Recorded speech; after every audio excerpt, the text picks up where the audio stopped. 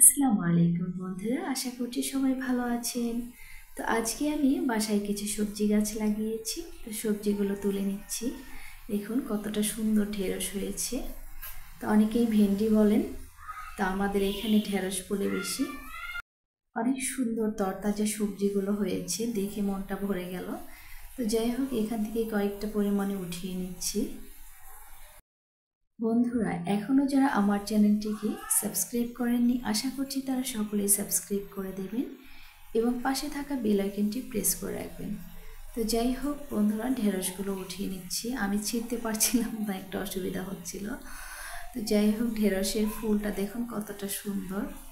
আর কিছুটা পরিমাণে ঢেঁড়স উঠিয়ে নিয়েছি, এটা ভর্তা খেতে খুবই ভালো লাগে। আর এইদিকে কাঁচামরিচ গাছে অসংখ্য কাঁচামরিচ ধরেছে, অনেক সুন্দর লাগছিল দেখতে। আর এই মরিচগুলা অনেকটাই ঝাল, খুবই ভালো লাগে খেতে। বিশেষ করে পানি ভাতের সাথে এই মরিচগুলা খেতে অসম্ভব মজার লাগে। আর দেখুন এইদিকে কয়েকটা ধুমা ধরেছে, অনেকগুলো ধরেছে প্রায়। আর এক এক গাছে এক এক ধরনের বেগুন ধরেছে, তো এগুলো ছিঁড়ে নেব। আসলে বাড়ির আনাচে কানাচে একটু জায়গা থাকলে কিছু যদি একটু রোপণ করা যায় তাহলে কিন্তু বেশ ভালোই লাগে।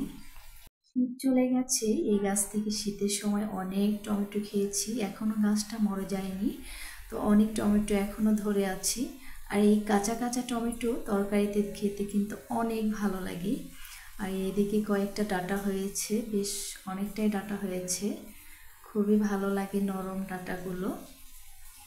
বাসায় বেশ কয়েকবার রান্না করা হয়েছে, অনেক নরম ডাঁটাগুলো, একদম সারমুক্ত ডাঁটা।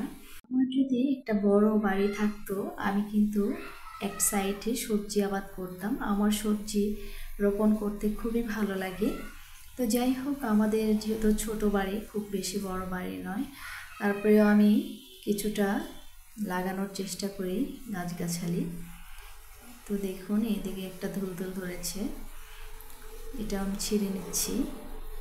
অনেকটাই বড় হয়েছে, এর চেয়ে বেশি বড় করলে ভালো লাগবে না, এরকম সাইজেরগুলাই বেশি ভালো লাগে খেতে। তো কয়েকটা পরিমাণে তুলে নিয়েছি। তো আজকে মোটামুটি কিছু সবজি তুলে নিলাম। আর আপনাদের আশেপাশে জায়গা থাকলে আপনারাও রোপণ করবেন। সবাই ভালো থাকুন, আল্লাহ হাফেজ।